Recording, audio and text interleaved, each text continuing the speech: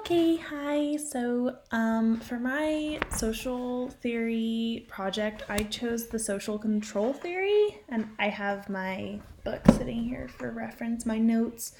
So, the social control theory pretty much has to do with the idea that criminologists believe that you might be able to prevent someone from committing a crime by making sure that they have really strong social bonds. And so their fear of being embarrassed or their fear of being shunned from that really strong connected social group will keep them from acting in deviant behaviors. So this connects to family violence sort of in this idea that if somebody has really, really strong bonds with their family, really strong bonds in their community, then their fear of breaking those bonds, of losing those connections, might prevent them from, let's say, beating their wife or something.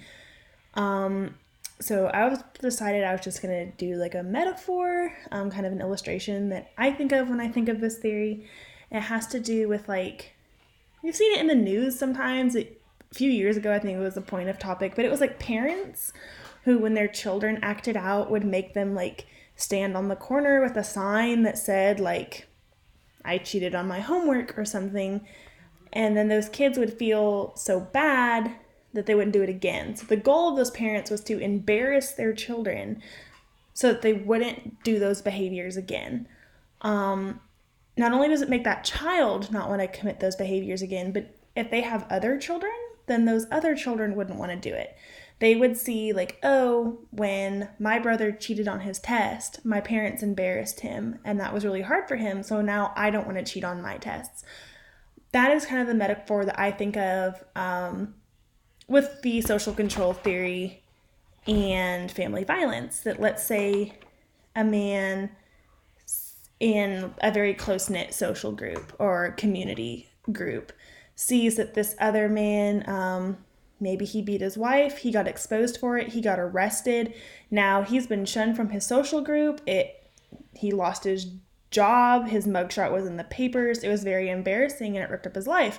That's going to maybe deter other men from pursuing similar actions. So of course this isn't like a 100% effective theory on especially as it relates to family violence, but we think of it in terms of its strengths, or that is an effective tool. Like we have seen in schools, in parenting, that making someone feel bad or nervous about the repercussions for their actions can dissuade them from carrying out those actions.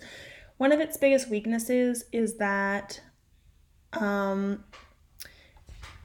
from the criminology standpoint, it focuses more on those individual bonds that the perpetrator has with people in their close-knit group instead of like societal norms and functions and making large-term macro changes to the discussion and prevention of family violence. So I was really interested in this. I never really thought of this perspective in terms of family violence.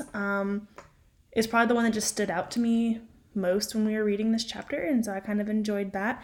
But yeah, it kind of has to do with social bonds that individuals have with other individuals in a close-knit group, and how their fear of being excluded or their fear of being embarrassed might keep them from deviant behaviors like domestic violence or family violence.